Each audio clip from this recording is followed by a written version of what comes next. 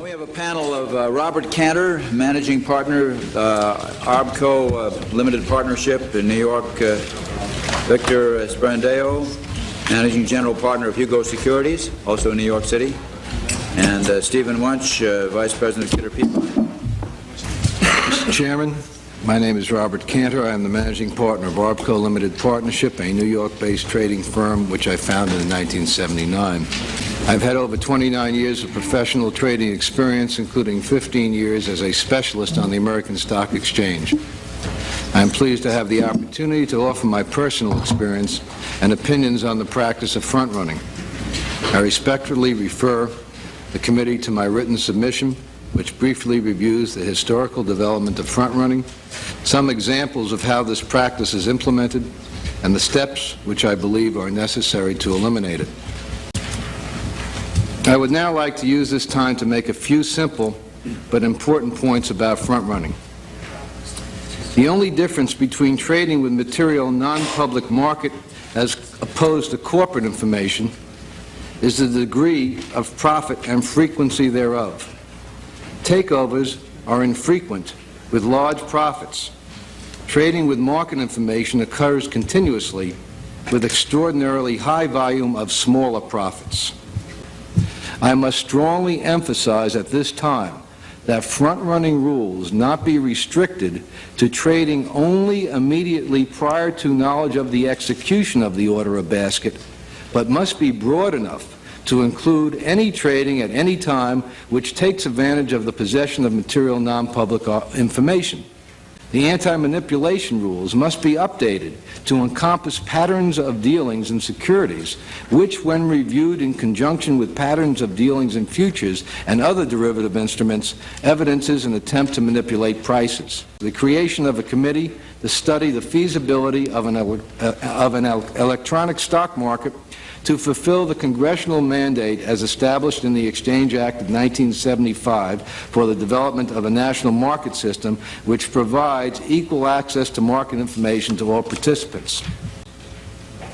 In conclusion, circuit breakers, harmonious margins, and other Band-Aid fixes may or may not help our market in the short run. In the long run, however, only markets with integrity, which provide an equal access to information to all market participants, and where talent and hard work encourage investor participation, will allow the U.S. financial markets to prosper. Front-running is the antithesis of the above. It is a menace that must be stopped immediately. Thank you. It seems to me that maybe I'm much too simple-minded and don't understand the complexities here. But it just seems to me that it's just simpler to say brokers can't trade in stocks for their own account. They can trade for their customers, period. May I make comment to that? That's it. Yes, sir. I wish you would. There's no question that that is the solution. With all due respect to you, Senator, it seems like something which is possibly impractical in today's world, in that a large amount of the risk capital is being provided by those member firms. To exempt a Goldman Sachs or Salomon Brothers from utilizing that amount of risk capital could very well damage the marketplace, in that capital would not be available to finance risk, to promote depth and liquidity. On the other hand, well, they can be an investment operation. There's nothing wrong with that. But to do both, seems to me if the preceding two witnesses were also brokers, they'd develop a conflict of interest. They're doing very well as investors. That's their profession. That's their business. They're very skilled at it. Well, now you are telling me that brokers should be allowed to do both, be investors and brokers. I have here a 100-page report on the feasibility and advisability of the complete segregation of the functions of broker-dealer, written for the President, I think at the time it was Roosevelt, in 1936. Now, if you look at the tenor of the time... Think of all the trouble we would have saved if we had enacted it 50 years ago. I have nothing else to say. But that certainly is the answer. If that can't be accomplished, and I wish it could, then beside the various suggestions I had made and the other gentlemen have made, certainly there should be strict Well, you make a separation. very, very good point. When you point out that Goldman Sachs and other outstanding firms like that are very important as investors, and it would, I presume, have a significant effect on the capital available to our capital markets after that was put into effect. Couldn't we have some kind of transition? Well, I think you are We the can do that. expert in the world on, in effect, how the banks have mitigated their cross-conflict of interest, and in effect, I think, correct me if I'm wrong, within your present Glass-Steagall legislation, they might not be guaranteed subs, but they would be connected in a less formal way. Now, why can't we do the same thing with the investment banks? Now, you see, we have what I think are very effective safeguards there. You might quarrel with that. The regulators all think they're effective, enthusiastically for the legislation. We require that the underwriting be done in a separate affiliate, not a subsidiary, an affiliate. We say the bank can't loan to that affiliate. We say they can't buy what the affiliate is selling. So that we do, it seems to me, separate it effectively. Now, maybe we would be could a apply that. wonderful That's not a bad blueprint for idea. We could consider the possibility of recommending that. That would be a wonderful blueprint for the securities industry. It certainly would solve front running.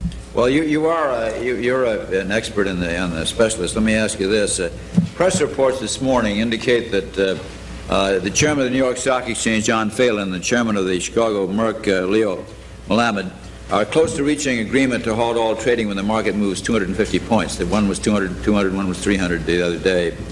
The establishment of this circuit breaker merely coddles together a stopgap measure without coming to grips with the real problem, which is the inadequacy of our present monopolistic system of trading. Do you not agree that what we really need to do is to replace the specialist system on the New York Stock Exchange with an electronic stock market? I have done a lot of soul searching in terms of the electronic stock market, and with honesty, it is the perfect system because it gives everyone an ability to trade with everybody else, as Steve has pointed out, without the injection of a dealer who can profit from the difference, manipulate the difference, and cause volatility by the fact that he's aware of both sides or one side of the various orders. But on the other hand, fully being a specialist, seeing the knowledge, being an upstairs trader, being a market maker on the floor, and in effect utilizing a very small electronic system of Intex, I find very many problems with the adequacy of that system in terms of who can push the buttons, what if a wrong button is pushed, and many, many specific technical aspects. From a point of view of theory, it's magnificent. It's the answer.